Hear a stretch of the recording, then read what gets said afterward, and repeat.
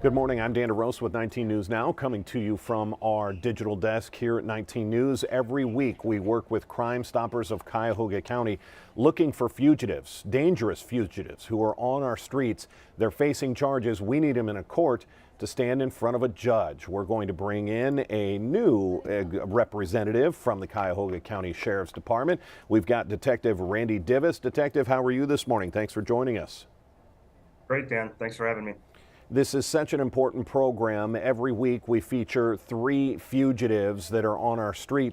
Last week alone, 3 fugitives were brought in from previous Cuyahoga's Most Wanted segments. We're running at about 50% capture rate. Individuals get featured here. It gets up on social media. We know the power of social media. Simply by sharing this video, you're watching this, hit that share button. It's going to circulate, and it gives us a great chance of cleaning up our streets one fugitive at a time. Detective, if you're ready, let's get started on today's first fugitive, an extremely dangerous individual, a 2-time convicted sex offender. These are the cases that get people upset, parents, families upset. Let's talk about Ronald Vanderhorst. What do we know? Well, Dan, we know that Ronald Vanderhorst's charges are rape, attempted rape, multiple counts of sexual battery, multiple counts of gross sexual imposition, and endangering children. Ronald Vanderhorst is wanted for charges that stem from 2 separate incidences with 2 different victims. The first victim is from an incident in April of 2017, which he sexually assaulted a juvenile under the age of 10. The second incident took place in November of 2021, where he sexually assaulted a juvenile under the age of 5. Ronald has a criminal history dating back to 1984, and he has failed to appear to jail as he was ordered to from court. Ronald is 5'10", weighing 208 pounds, and he was last known to be staying at the 2100 block of Ambleside Drive on the east side of Cleveland. Absolutely somebody we need off our streets. Again, judge at sentencing let Vanderhorst report to jail at a later date, failed to do so, and is now on the run. We need him off our streets. Here at Cuyahoga's Most Wanted, we've seen all types of weapons used. Of course, guns and knives. We've also seen chairs and beer bottles used as weapons. This might be the first for this type of weapon. We're going to talk about Crystal Torres. What do we know? Well, we know that Crystal Torres is wanted for charges of felonious assault. The charge stems from an incident that took place in March of this year, in which she hit the victim in the back with a baseball bat during an argument. She failed to appear to court for a recent hearing, and a warrant was issued for Crystal Torres' arrest. Crystal is 5'6" and 160 pounds, and was last known to be staying at the 5000 block of Dalton Avenue in the North Broadway neighborhood of Cleveland. Absolutely. Baseball bat, anything you use to try and injure someone, whether it's a car, a gun, a baseball bat, a chair, a bottle, that's going to bring you up on assault charges. Let's get to our third and final fugitive. We're looking for William Kelly Jr. Wow, pretty serious incident here. Let's walk through the case. What do we know? William Kelly Jr. is wanted for multiple counts of aggravated vehicular assault, as well as multiple counts of felonious assault. In June, there are reports stating that William Kelly Jr. was drag racing in a parking lot when he hit several other vehicles and ultimately struck a person, severing their leg.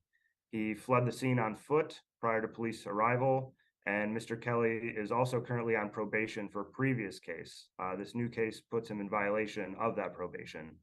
William Kelly Jr. is 5'4" and 128 pounds, and he was last known to be staying at the 1500 block of New Mexico Avenue in Lorain.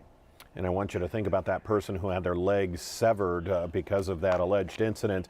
I'm assuming they would like to see William Kelly Jr. off the street instead of running free. Detective, this is where our viewers come in. We know this program works. Again, we're at about a 50% capture rate of the suspects that have been featured since we started this program back in November. About 50% have been brought in one way, shape, or form. A lot of those, most of those, are because of a direct result of a tip that goes into Crime Stoppers. Gets called in, maybe they go to their website. Let's talk about why people should not fear making that phone call. Everybody thinking, hey, I don't want to get involved. I don't want my name ending up on some sort of court document because I called to get this person off the street. Why do they not have to fear that? Well, Dan, they should feel comfortable calling us because we don't use caller ID. These phone calls are not recorded. We don't want their name or any other identifying information, so these callers remain totally anonymous. They're provided a tip number. Yeah, it's a pretty incredible program, that tip number. So you call in, you say, hey, I know where John Smith works. He works under the table. He works at a gas station. He's doing it illegally so that his name isn't on the books. I know the bar that woman hangs out in, the little corner bar where they can find her. You are given a tip number. When you call in to that number, 216-252-7463, you're given a tip number. Not your name. They don't want your name. So when you call back in let's say 4-6 weeks to see if your tip led to the arrest of that fugitive and if you're eligible for a reward, you just give them that tip number. If it did, then you are in line for up to a $5,000 reward. Detective Divis, when we start talking about reward money, what do we like people to know? Well, Dan, we like them to know that crime doesn't pay, but Crime Stoppers does. Absolutely does. You're in line for a reward if you make that simple call. Detective, we certainly appreciate you filling in today. Phenomenal job. Let's go out and get these fugitives off our street and into a courtroom. Thanks for joining us today. Thanks. All right, take care. Again, this is a program we work on every week with Crime Stoppers of Cuyahoga County, and it is proven effective. If you're watching this video, it's very simple to hit share. And that means somebody of your friends are going to watch this, and that means it's going to propagate. It's going to go out over and over and over again, and hopefully we can clean up our streets one fugitive at a time. Until then, if we have any other breaking news, it'll be right here on our digital platforms. If not, our ongoing news is on CW43, and then of course our 11 o'clock news on CW, and then our noon news on Channel 19. Until then, I'm Dan DeRose with 19 News Now.